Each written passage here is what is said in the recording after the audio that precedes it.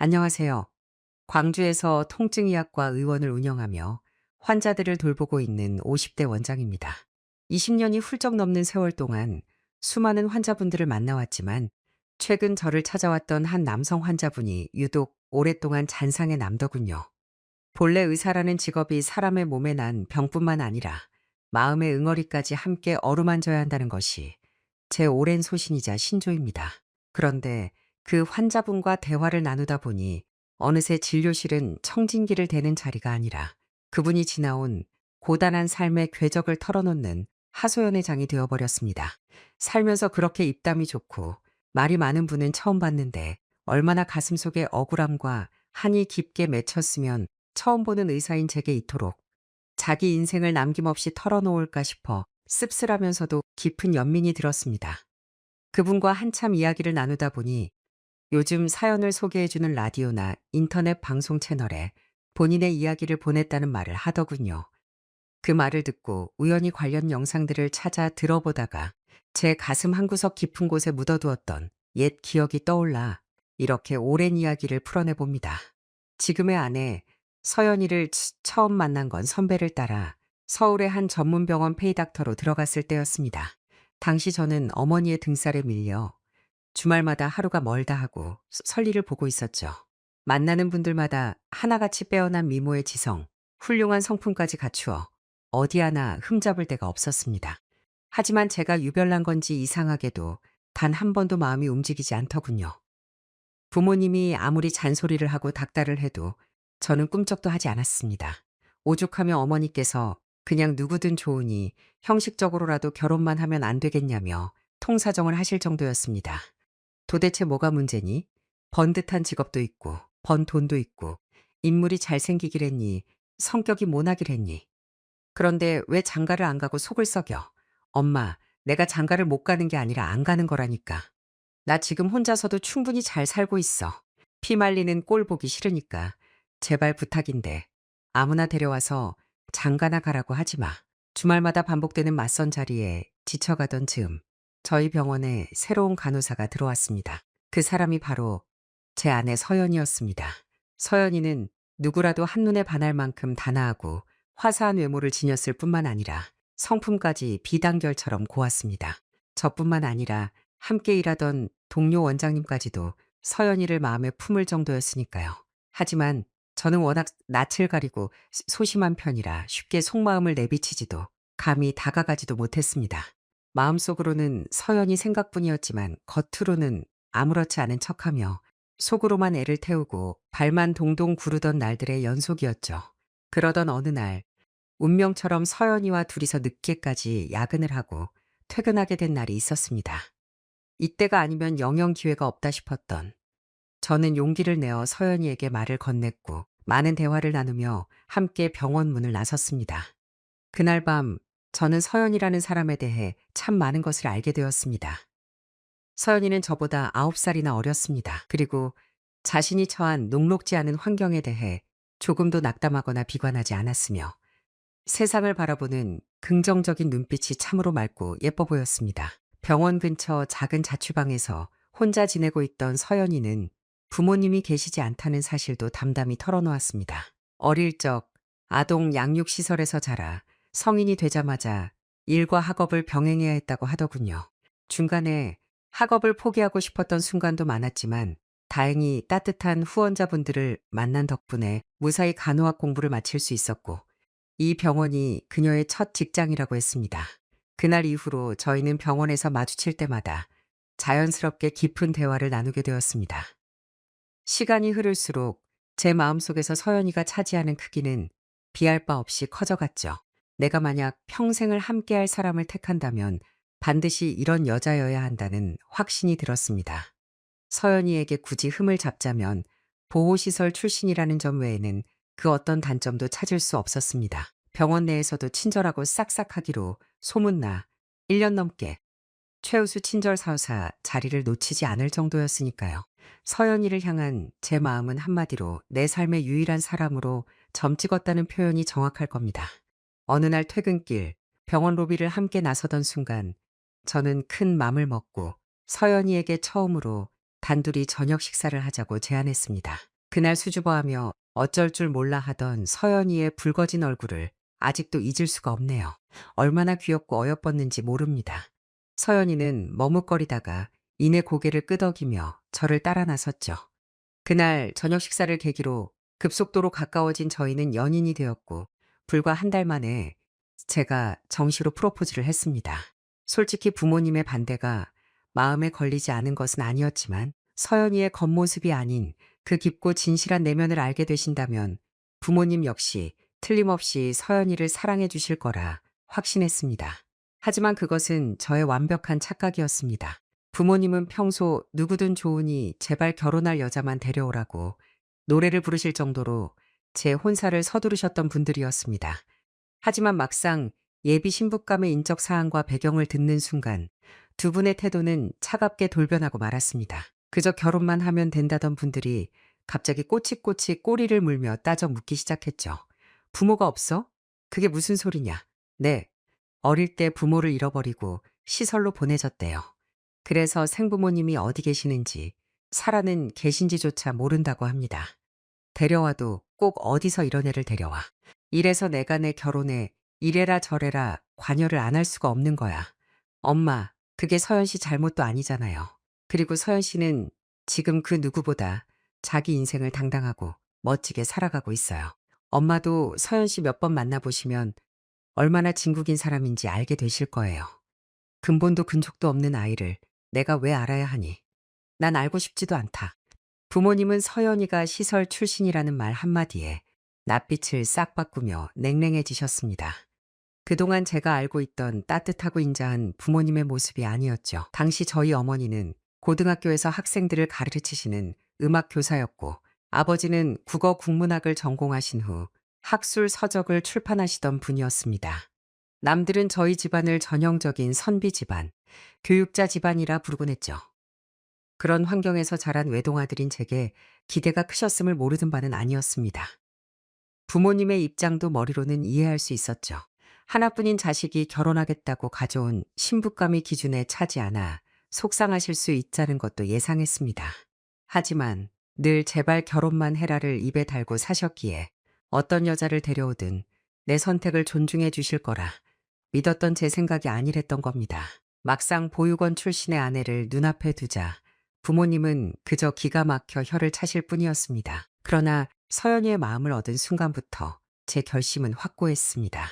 이 여자가 아니면 내 인생에 결혼은 없다는 배수진을 쳤죠. 그리고 마침내 부모님께 서연이를 정식으로 인사시키기 위해 집으로 데려간 첫 자리에서 참극이 벌어졌습니다. 서연이가 그 자리에서 정신을 잃고 실신해버린 것입니다. 너무나 갑작스럽게 터진 상황에 경황이 없었던 저는 황급히 벨구에 신고를 하고 서연이를 응급실로 이송했습니다. 서연이가 쓰러진 것은 전적으로 저희 어머니의 지독한 언사 때문이었습니다. 처음에 서연이를 집에 데리고 가겠다고 했을 때만 해도 어머니는 드디어 장가를 간다며 짐짓 기뻐하셨고, 함께 음식을 먹을 때까지만 해도 분위기는 나쁘지 않았습니다. 하지만 식사를 마치고 거실에서 차를 마시던 중 일이 터졌습니다. 서연이가 부엌에서 얌전히 사과를 깎고 있었는데 어머니가 들으라는 듯이 거실에서 험담을 퍼붓기 시작한 겁니다. 딱 보면 넘볼 자리가 있고 감히 쳐다보지도 못할 자리가 있는 법인데 제 주제도 모르고 말이야. 감히 누구한테 숟가락을 얹으려고 해? 생각할수록 기가 차고 분통이 터지네. 어머니는 혼잣말을 가장해온 집안이 울릴 정도로 큰 소리로 모욕적인 언사를 이어갔습니다. 그 순간 제가 해줄 수 있는 거라곤 부엌으로 달려가 서연이 옆에 서서 손을 잡아주고 시선을 돌려주는 것뿐이었습니다. 내가 데려오라는 건 짝이지. 어디서 근본도 없는 애를 데려와서 집안 망신을 시키라는 거였니? 동네 창피해서 얼굴을 들 수가 없다. 우리가 너를 어떻게 키웠는데 데려온 여자가 이 모양이야? 그동안 참하고 집안 좋은 자리 다 마다하더니 고작 수준이 이 정도라니 정말 내 자식 맞나 싶다. 어머니의 언행은 갈수록 가혹해졌고 참다 못한 제가 서연이의 손을 잡고 집을 나가겠다며 일어섰습니다. 가만히 듣고 있던 아버지마저 제 태도에 발끈하시며 어디서 부모한테 버릇없이 굴냐고 호통을 치셨죠. 여기서 제가 한마디만 더 보태면 걷잡을 수 없는 폭언과 싸움이 터질 판이었습니다.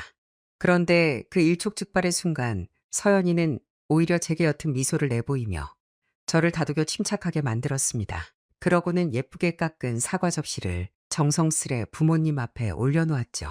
한숨을 쉬는 두 분 앞에서 저는 열변을 토하며 서연이와 결혼하지 못한다면 제 인생에 결혼이라는 단어는 영원히 없을 겁니다. 라고 선언했습니다. 그런데 바로 그때 기막힌 사고가 일어났습니다.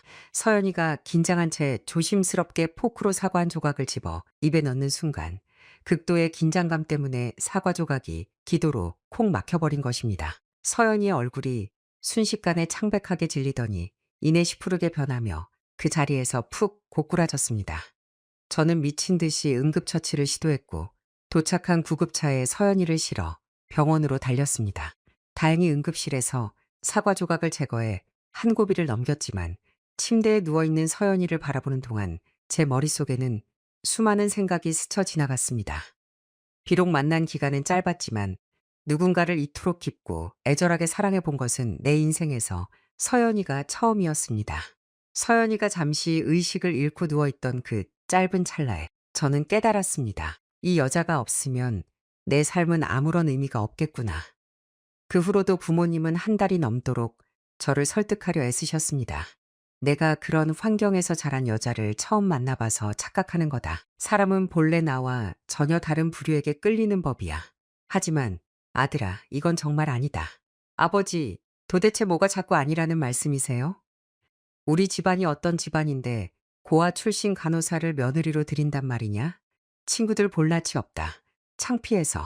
아버지 친구분들이 살면서 서연 씨 볼 일이 몇 번이나 있다고 그러세요?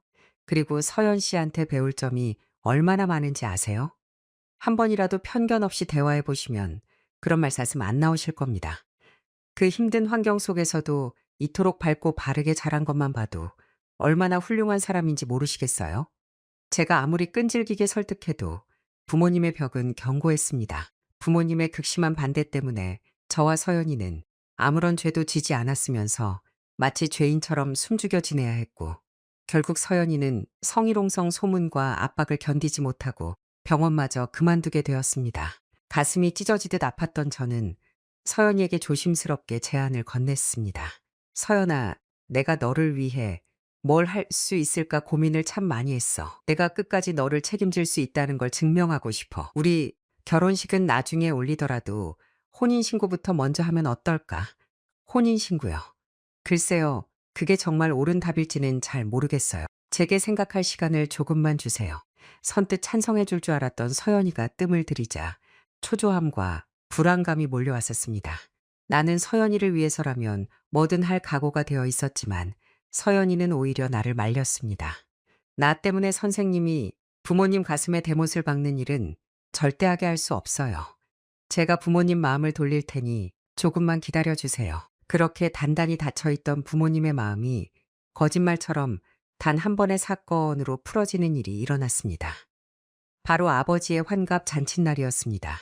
며칠 전 느닷없이 아버지와 어머니의 생신을 물어보던 서연이는 아버지 생신 전날 저녁에 혹시 자신의 집으로 나를 초대해 줄 수 있겠느냐고 물었습니다.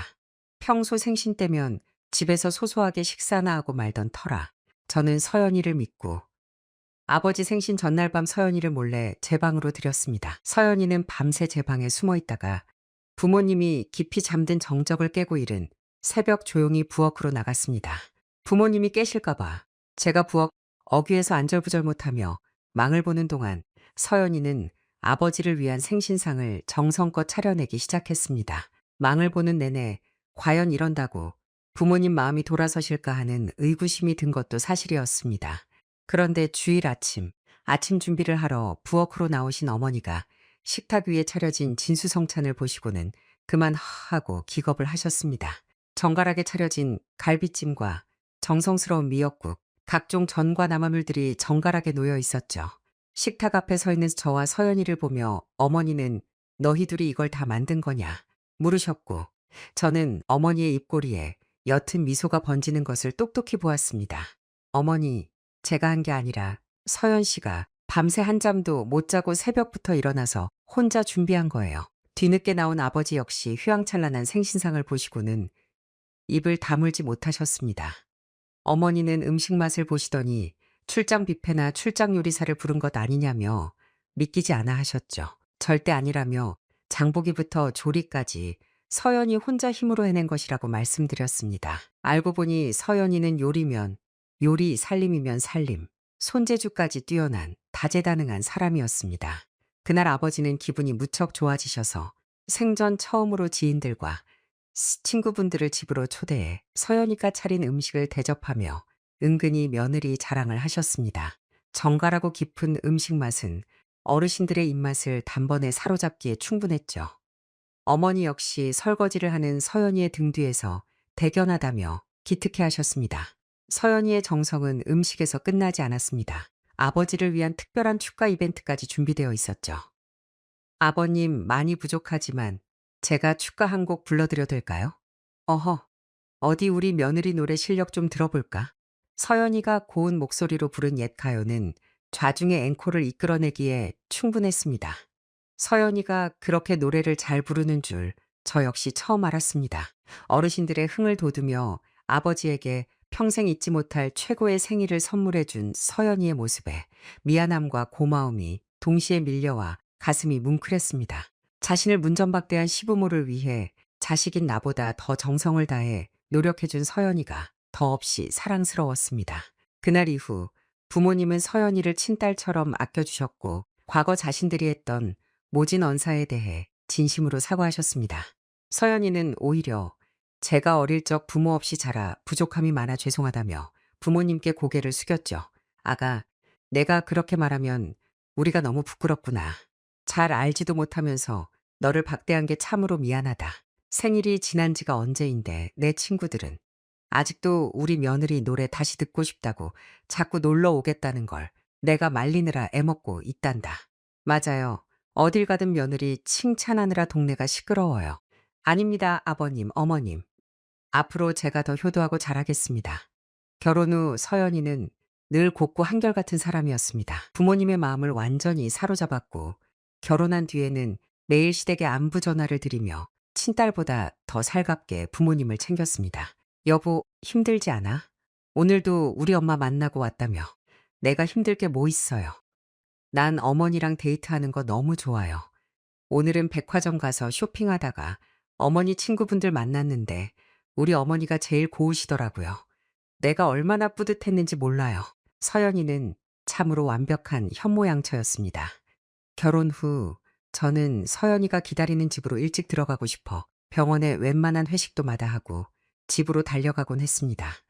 그렇게 행복한 신혼생활을 이어가던 즈음 삭지도 못한 일로 인해 우리 부부에게 큰 시련이 닥쳤습니다. 여보, 어머님이 나보고 취미생활이라도 하나 가져보라는데 이참에 운동을 좀 시작해볼까 봐요. 너무 좋지. 배우고 싶은 운동이라도 있어? 골프는 어때요? 아버님이 나중에 같이 필드 나가자고 하셨던 것도 있고 예전부터 배워보고 싶었거든요. 당신이랑 같은 운동, 취미가 있으면 좋을 것 같기도 하고요. 아주 좋은 생각이야. 당신 하고 싶은 대로 해. 저는 흔쾌히 찬성하며 서연이에게 레슨비를 건넸고 서연이가 매일 오전에 골프를 치러 다니는 줄만 알고 있었습니다. 하지만 얼마 지나지 않아 의외의 장소에서 뒤통수를 맞는 듯한 충격을 받게 되었습니다. 오전에 골프 레슨을 받고 있어야 할 서연이를 병원 동료 의사가 유흥가 근처 마사지 슉 건물에서 목격했다는 말을 건넨 것입니다. 그곳은 서연이가 다닌다던 골프 연습장과는 완전히 반대편에 위치한 동네였습니다. 마사지 숍이라고? 잘못 본 거 아니야? 아니라니까. 거기가 마사지 숍으로 되게 유명한 건물인데 내가 3번이나 봤어. 틀림없이 내 와이프였어. 그럴 리가 없는데. 그쪽 동네까지 가서 마사지를 받을 이유가 전혀 없어. 장모님이나 우리 어머니랑 같이 간 것도 아니고 내가 확실히 본 거라니까. 다음 주에 나랑 같이 가보자. 내 눈으로 직접 확인해봐. 그냥 마사지만 받은 게 아니라 옷차림이. 아휴, 내 입으로 담기도 뭐하다. 제 눈으로 직접 확인하기 위해 동료 의사와 함께 그 건물로 향했습니다. 그리고 그곳에서 눈을 의심할 수밖에 없는 황당하고 기가 막힌 광경을 목격했습니다. 서연이가 그 건물에서 정말 이상하고 후줄근한 작업복, 옷차림으로 서성이고 있었던 것입니다. 서연이는 처음에 저를 알아보지 못하는 듯 했습니다. 황급히 엘리베이터를 타는 서연이를 따라 내부로 들어갔습니다. 그 건물은 구조상 요양병원과 각종 유흥업소가 함께 들어서 있는 복합 상가였습니다. 요양원이 있다 보니 엘리베이터가 상당히 컸고 수많은 사람들이 몰려들면서 서연이가 사람들에 밀려 제 쪽으로 끌려왔습니다. 그 순간 저와 눈이 마주친 서연이의 얼굴이 사색이 되더니 황급히 제 시선을 피하더군요. 저는 서연이의 손목을 낚아채 엘리베이터 밖으로 끌고 나왔습니다. 도대체 왜 여기서 이런 허름한 옷을 입고 배회하고 있는지 추궁해야 했습니다. 당신 여기서 지금 뭐 하는 거야? 지금 골프 레슨 받고 있을 시간 아니야? 오전에 나한테 골프 치러 간다고 문자 보내지 않았어? 여보, 그게 미안해요. 다 사정이 있어서 그랬어요. 사정은 무슨 사정? 이 몰골은 또 뭐고 도대체 뭘 하고 다니는 거야?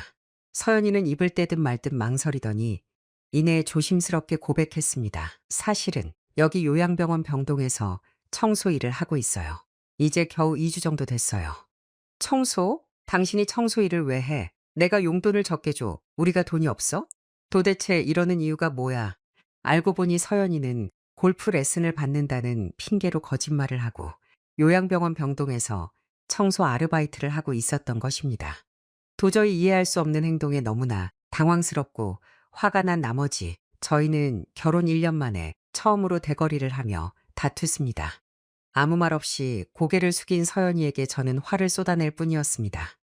당신 나 몰래 딴짓해? 어디 청소하는 놈이랑 눈이라도 맞은 거야 뭐야. 사람이 납득할 수 있게 해명을 하라고. 말할게요. 다 말할 건데 지금은 아니에요.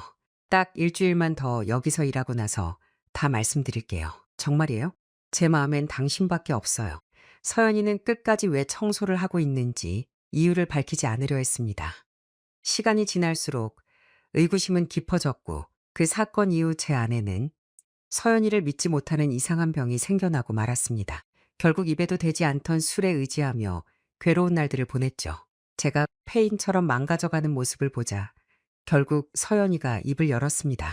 그리고 그 이유를 들은 저는 충격을 금할 수 없었습니다. 여보, 사실은 한 달 전에 헤어진 친엄마에 대한 소식을 듣게 되었어요. 이곳 요양병원에 입원해 계시다는 얘기를 듣고 찾아왔는데 보호자가 아니면 환자 기록을 절대로 확인해 줄 수 없다고 하더라고요. 그래서 고민하다가 마침 청소원 구인 공고가 났길래 무작정 들어간 거예요. 청소를 하다 보면 자연스럽게 병실을 다니며 엄마 얼굴을 확인할 수 있을 테니까요. 그런 거였으면 나한테 사실대로 말을 했어야지. 확실하게 엄마가 계신지도 모르는 상황에서 바쁜 당신한테 괜히 허황된 일로 걱정시키고 싶지 않았어요. 그리고 엄마를 찾으려 했다는 게 당신한테 너무 미안했어요. 뭐가 미안해. 당신 어머님이면 나한테도 장모님인데. 그래서 장모님이 정말 살아계신 거 맞아? 그런 것 같아요. 서연이의 수상한 행동을 외도로 오인하고 원망했던 제 자신이 너무나 부끄럽고 한없이 초라해졌습니다. 서연이를 믿어주지 못했다는 자책감에 미안할 따름이었죠. 저보다 더 미안해하는 서연이를 보며 다시는 서연이를 의심하지 않겠노라 다짐했습니다. 그 후 저희 부부는 장모님을 찾기 위해 백방으로 소문과 기록을 추적했으나 모두 헛수고였습니다. 서연이에게 힘이 되어주지 못해 미안했지만 시간의 흐름 속에 그 일도 조금씩 잊히는 듯 했습니다. 어느덧 저희 부부 사이에 눈에 넣어도 아프지 않을 예쁜 아들 우진이가 태어났고 아이의 재롱 속에 저희는 매 순간 행복했습니다. 아버지가 되어보니 부모의 마음도 자식의 마음도 비로소 깊이 이해할 수 있겠더군요. 하지만 아이를 키우면서 서연이는 더욱더 친어머니를 그리워하는 듯했습니다. 마치 지독한 향수병을 앓는 사람처럼 보였죠. 차라리 소식이라도 전혀 몰랐다면 나았을 텐데 서연이 주변에는 계속해서 장모님의 단서를 가져다주는 인물이 있었던 모양입니다. 그래서 서연지를 찾겠다는 희망의 끈을 놓지 못하고 있었습니다. 하루는 제가 서연이에게 심부름센터나 전문 탐정 사무소에 의뢰해보는 게 어떻겠냐고 제안한 적이 있었습니다. 하지만 서연이는 단칼에 거절하더군요. 여보, 차라리 전문적인 흥신소 같은 곳에 장모님을 찾아달라고 맡기자. 돈이 얼마나 들든 상관없잖아. 보육원에서 일했던 직원 말만 믿고 언제까지 이러고 있을 거야? 당신은 이제 제 일에 그만 신경 끄는 게 좋겠어요. 뭐라고? 더 이상 엄마 일로 당신이나 아버님, 어머님께 걱정 끼치고 싶지 않아요. 괜히 죄송스럽고요. 이 이야기는 더 이상 꺼내지 말아주세요. 간절하게 어머니를 찾던 서연이가 나에게 딱 잘라 말하며 다시는 친어머니 이야기를 꺼내지 말라고 선을 긋자 섭섭한 마음이 밀려왔습니다. 나를 배려해서 짐을 얹어주기 싫어하는 마음인 줄 알면서도 서운함은 어쩔 수 없었죠. 이대로 정말 괜찮겠어? 네, 이제 엄마 안 찾을게요. 내가 이러는 게 당신한테 부담이라면 더 이상 고집 안 부릴게요. 아니야, 당신이 힘들어하는 게 싫어서 그래. 내 생각해주는 건 역시 당신밖에 없네요. 그 후로 서연이는 5년이라는 세월 동안 제 앞에서 단 한 번도 친어머니에 대한 이야기를 꺼내지 않았습니다. 그러나 일은 기다렸다는 듯이 폭발하고 말았습니다. 어느 날부터인가 서연이는 아들 우진이를 시댁에 맡기고 친구들과 여행을 다녀오겠다고 자주 집을 비웠습니다. 아이가 어느 정도 자란 후라 여행을 다니는 것은 이해했지만 점차 2주에 한 번꼴로 외박을 하게 되자 이상하다는 생각이 문득 들었습니다. 처음에는 제가 오히려 바람도 쐴 겸 친구들과 자주 놀다 오라고 부추겼던 편이었는데 어머니께서 저를 불러 슬쩍 한마디를 던지신 후부터 서연이의 행동 하나하나가 이상하게 의심스럽게 보이기 시작했습니다. 너랑 서연이 요즘 별일 없지? 네, 너무 좋은데요. 왜요? 아니, 서연이가 요즘 너무 자주 친구들이랑 여행을 가는 것 같아서. 아, 격주로 여행 모임 만들었대요. 집에서 답답하게 있는 것보다 훨씬 보기 좋은데요, 뭐. 얘야, 내 친구 며느리는 바람이 나서 자식도 버리고 야반도 주했단다. 너도 잘 알아봐라. 어머니의 말씀을 대수롭지 않게 넘기려 했지만 한번 뿌리내린 의심의 싹은 머릿속에서 쉽게 사라지지 않았습니다. 그 뒤로는 서연이의 작은 행동 하나까지 의심의 눈초리로 보게 되었죠. 나한테 왜 이렇게 잘해주지? 오늘따라 반찬이 왜 이리 화려해? 화장이 왜 이렇게 진하지? 혼자 속으로 별의별 상상을 다하며 의심의 수위를 높여갔습니다. 이런 제 자신이 너무나 혐오스러웠지만 저에게 아무런 꼬투리도 잡히지 않고 완벽하게 자라는 서연이에게 무작정 화를 낼 수도 없어서 속만 새까맣게 타들어갔습니다. 당신 나 몰래 바람 피워 하고 대놓고 묻는 것도 엉뚱한 짓 같았고요. 그러던 어느 날 서연이가 밤 12시가 넘도록 집에 들어오지 않았습니다. 그때는 정말 머리끝까지 화가 치밀어 올랐습니다. 그동안 꾹꾹 눌러 담았던 의심이 폭발한 순간이었죠. 연락도 없이 이 시간에 들어오면 어떡해. 한 번도 이런 적 없던 사람이 요즘 왜 자꾸 이러는 거야. 당신 안 자고 있었어요? 미안해요. 오다가 사고가 나는 바람에. 사고? 당신 다친 거야? 아니, 그럼 나한테 연락을 했어야지. 아, 내가 다친 게 아니라 아는 분이 사고가 사고 나서요. 그거 좀 수습해 주느라 늦었어요. 정말 미안해요. 어느 순간부터 서연이가 나와 선을 긋는 듯한 느낌을 지울 수 없었습니다. 진솔한 대화를 나누려 해도 피하기 일쑤였죠. 그렇다고 가정을 소홀히 하거나 우진이를 방치하는 것도 아니었으니 답답할 노릇이었습니다. 결국 친구에게 고민을 털어놓았습니다. 야, 나 이거 의처증 아니냐?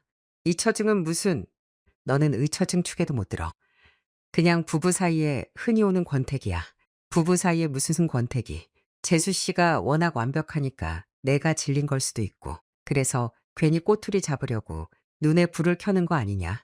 아니라니까. 분명히 나한테 뭔가를 숨기고 있어. 친구마저 제 고민을 심각하게 받아들여주지 않았습니다. 그리고 며칠 후 서연이가 여행을 가고 집에서 저와 우진이 단 둘이 남겨진 날 드디어 터질 게 터지고 말았습니다. 우진이와 숨바꼭질을 하며 놀아주던 중이었습니다. 우진이가 워낙 개구쟁이라 잘 숨어서 애를 먹곤 했는데 기필코 찾겠다는 생각으로 안방을 지나던 중 붙박이장 쪽에서 툭 하는 소리가 들렸습니다. 찾았다 하고 안방으로 들어가 붙박이장 문을 벌컥 열었을 때 저는 눈앞의 광경에 말문이 막히고 말았습니다. 우진이가 해맑게 웃으며 두 손 가득 돈다발을 들고 있었기 때문입니다. 아빠, 이거 봐라. 엄청 많지? 우진아, 너 이거 어디서 났어? 우진이가 보여준 것은 서연이의 낡은 명품 가방 안에 들어있던 현금 뭉치였습니다. 가방 안에는 5만 원권 뭉치가 빽빽하게 들어차 있었습니다. 도대체 서연이가 왜 이렇게 많은 현금을 숨겨두고 있는지 이해가 되지 않았습니다. 현금을 공중에 뿌리며 놀려는 우진이를 겨우 달래서 잠자리에 들게 한 후 거실로 나와 펼쳐진 돈을 모두 세어보았습니다. 500만 원에 가까운 거금이었습니다. 매달 생활비를 주긴 했지만 알뜰히 저축한다고 해도 모을 수 없는 액수였습니다. 결국 저는 극단의 조치를 취했습니다. 서연이 몰래 흥신소에 사람을 붙여 미행을 시작한 것입니다. 24시간 감시하는데 상당한 비용이 들었지만 돈은 중요하지 않았습니다. 그렇게 2주간의 밀착 미행 끝에 흥신소 직원으로부터 서연이의 비밀이 담긴 서류 봉투를 건네받았습니다. 추가 비용 발생한 건 아시죠? 사모님 아주 부지런하시더라고요. 단 1분도 가만히 쉬질 않으세요. 그 와중에 지방까지 다녀오셨습니다. 지방이요? 자세한 건 서류에 다 적혀 있습니다. 어쨌든 사모님이 바람을 피우거나 딴 남자가 있는 건 절대로 아닙니다. 그런데 선생님처럼 재력 있으신 분, 와이프가 왜 그런 고생을 하고 다니시는지 도무지 이해가 안 가더군요. 흥신소 직원의 말은 충격 그 자체였습니다. 서연이는 하루에 2곳이나 아르바이트를 뛰고 있었습니다. 한 곳은 식당 파트타임 홀서빙이었고 다른 한 곳은 건물 화장실이나 외벽의 타일 시공을 돕는 일용직 보조 일이었습니다. 서연이의 하루 일과는 이러했습니다. 오전에 저를 출근시키고 우진이를 유치원에 보내자마자 작업복으로 갈아입고 타일 시공팀을 따라가 무거운 타일을 나르고 보조 일을 했습니다. 그 일이 끝나면 식당으로 달려가 3시간 동안 홀서빙을 한 뒤 우진이를 픽업했습니다. 그리고 주말이면 친구들과의 여행을 핑계 삼아 지방으로 내려가 몇 시간씩 특정 장소에 머물다 돌아왔던 것입니다. 직원이 건네준 사진 속에는 타일 가루를 뒤집어 쓴 채 땀을 뻘뻘 흘리는 서연이의 모습, 식당에서 그릇을 나르는 모습이 담겨 있었습니다. 그리고 마지막 사진을 본 순간 저는 숨이 턱 막혔습니다. 서연이는 마침내 친모인 장모심을 찾았던 것입니다. 그 힘들게 모은 현금 500만 원은 매달 지방에 계신 장모님께 가져다 드리기 위한 돈이었습니다. 저희가 조사한 바로는 사모님의 친모가 맞습니다. 사모님이 매달 이곳으로 500만 원 가까운 돈을 가져다 주고 계셨어요. 직원은 그러면서 차마 눈 두고 보기 힘든 사진 한 장을 더 내밀었습니다. 장모님이 서연이에게 삿대질을 하며 소리를 지르고 서연이는 고개를 숙인 채 눈물을 흘리고 있는 모습이었습니다. 도대체 왜 이런 수모와 멸시를 당하면서까지 그 돈을 바치고 있는 걸까? 진실을 알고 난 후 저는 단 한순간도 잠을 잘 수 없었습니다. 진실을 모르던 때에는 서연이를 미워하고 의심했지만 모든 사실을 알고 나니 가장 먼저 제 눈에 들어온 것은 서연이의 퉁퉁 불어터진 손이었습니다. 손마디가 굵어지고 굳은 살이 박인 그 손을 떠올리며 제 가슴은 갈갈이 찢어지는 듯 했습니다. 결국 저는 서연이가 여행을 간다며 집을 나선 날 흥신소의 주소를 따라 무작정 지방으로 차를 몰았습니다. 살면서 한 번도 인사드리지 못했던 처가를 찾아가는 첫 길이었습니다. 시골길 깊숙이 들어가 어느 주택 앞에 멈춰 선 서연이의 차를 발견했습니다. 저는 멀찍이 차를 대고 서연이의 뒤를 따라 걸어 들어갔습니다. 그런데 그 순간 믿을 수 없는 광경이 펼쳐졌습니다. 우진이 또래로 보이는 어린아이가 서연이를 보자마자 엄마 하고 달려와 품에 안기는 것이었습니다. 서연이는 익숙하게 그 아이를 안아들며 우리 우진이에게 보여주던 그 따뜻한 미소를 지어 보였습니다. 우리 아들 잘 있었어? 엄마가 너무 늦었지. 할머니는 어디 계셔? 서연이의 입에서 똑똑히 흘러나오는 그 단어들에 제 세계가 무너져 내리는 듯했습니다. 저는 집 안으로 들어가려던 서연이의 팔을 잡았습니다. 서연아, 너 여기서 지금 뭐 하는 거야? 당신이 여길 어떻게?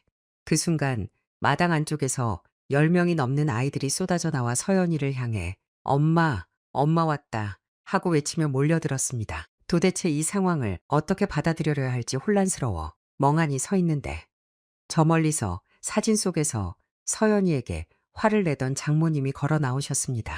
당신 여기서 뭐 하는 거야? 왜 이 아이들이 당신한테 엄마라고 불러? 설명해봐. 여보, 내가 사실대로 다 말할게요. 그러니까 제발 화내지 마요.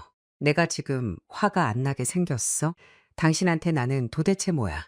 도대체 나를 어디까지 바보로 만들 셈이야? 서연이는 울먹이며 제 화를 진정시키려 애쓸 뿐 아무런 해명도 하지 못하고 안절부절 못했습니다. 그때 장모님이 제 앞으로 걸어오셨습니다. 사위, 안 그래도 내가 자네한테 연락을 하려던 참이었네. 장모님은 떨리는 음성으로 그동안에 숨겨진 모든 이야기를 털어놓으셨습니다. 서연이는 제게 어머니 찾는 것을 포기하겠다고 말했지만 홀로 추적을 포기하지 않고 끝내 장모님을 찾아냈던 것입니다. 장모님은 젊은 시절 한순간의 실수로 어린 서연이를 잃어버린 후 죄책감에 남편과 이혼하고 방황의 세월을 보내셨다고 합니다. 전국을 돌며 보육원을 뒤졌지만 서연이를 찾지 못했고 그러다 우연히 이곳에 낙후된 무허가 민간 아동 양육시설을 접하게 되셨다고 합니다. 그곳 원장의 폭행과 비리를 목격한 장모님은 잃어버린 내 딸에게 속죄하는 마음으로 그 시설에 눌러앉아 20년이 넘도록 버려진 아이들을 거두어 키워오셨던 것입니다. 최근 서연이가 자신을 찾아왔을 때 장모님은 자식에게 또다시 짐이 될 수 없다는 생각에 다시는 찾아오지 말라며 모질게 매몰차게 쫓아내셨다고 합니다. 하지만 서연이는 포기하지 않고 후원금을 모으고 봉사를 하며 주기적으로 이곳을 찾아 아이들의 엄마 노릇을 해왔던 것이었습니다. 장모님은 제 손을 잡으며 눈물을 흘리셨습니다. 내가 모질게 끊어냈어야 했는데 내 마음이 약해져서 서연이를 돌려보내지 못했네. 아이들도 서연이를 너무 잘 따르고 이러면 안 되는 줄 알면서도 여기 있는 모두가 서연이를 기다렸다네. 자네에게 볼 낯이 없네. 정말 미안하네. 여보, 미안해세요. 사실대로 말하면 당신이 이곳에 못 오게 할까봐 내 고집 때문에 당신한테 비밀을 만들었어요. 순간 제 분노는 온데간데 없이 사라지고 두모주 앞에서 제가 악역이 되어버린 듯한 묘한 감정이 밀려왔습니다. 서연이와 장모님을 둘러싸고 밝게 웃는 아이들을 바라보자 가슴 한구석이 찌르르하게 아려왔습니다. 그날 밤 모든 진실을 알게 된 저와 서연이는 시골길을 도란도란 걸었습니다. 참으로 오래간만에 나눈 진솔한 대화였습니다. 쑥스럽지만 그동안 제가 서연이를 의심했던 일들, 흥신소에 사람을 붙여 미행했던 나쁜 짓까지 숨김없이 고백했습니다. 그러자 서연이가 어떻게 행동했는지 아십니까? 지금 생각해도 웃음이 나오는데 서연이가 뜬금없이 제 엉덩이를 팡팡 토닥이면서 이렇게 말하더군요. 아이고, 우리 남편 그동안 혼자 소갈이 하느라 고생 많았네. 그러고는 결혼 7년 만에 처음으로 저에게 말 반토막을 던지며 반말을 하기 시작했습니다. 남들이 들으면 부부 사이에 반말하는 게 무슨 유난이냐 할지 모르겠지만 격식과 예의를 차리느라 벽이 있었던 저희 부부에겐 그 작은 허물어짐이 참으로 깊은 울림이었습니다. 그 후로 저희 가족이 어떻게 되었냐고요. 저와 서연이 그리고 우진이는 매주 주말이면 장모님이 계신 그 시골 보육원으로 소풍을 가듯 봉사를 다닙니다. 그리고 그 보육원에는 아주 든든한 거물급 후원자 두 분이 새로 생겼습니다. 바로 저희 부모님이십니다. 서연이가 친어머니를 찾게 된 눈물겨운 전말을 들으신 부모님은 함께 눈물을 흘리셨고 시설의 어려운 사정을 들으시더니 우리 며느리가 한 일을 우리가 가만히 보고만 있을 수 없다며 든든한 재단 후원자 역할을 자처하고 나서셨습니다. 서연이 덕분에 저희 가족은 지극히 사소한 것들이 삶에서 얼마나 큰 행복을 준지 깨닫게 되었습니다. 아이들의 맑은 웃음소리, 온 가족이 함께 식탁에 둘러앉아 밥을 먹는 순간 서로의 안부를 묻고 온기를 나누는 그 모든 평범함이 얼마나 감사한 일인지를요. 비록 못난 제 오해와 의심으로 인한 해프닝도 있었지만 이 모든 것은 저의 부족함 탓이었습니다. 그 일 이후로 저는 마음속에 좋은 말이든 서운한 말이든 절대로 담아두지 않고 그날그날 서연이와 풀며 살아가는 것이 일상이 되었습니다. 긴 글 읽어주신 모든 분들 늘 건강하시고 가정의 행복만 가득하시길 진심으로 기원합니다. 제 긴 이야기를 끝까지 들어주셔서 정말 감사합니다.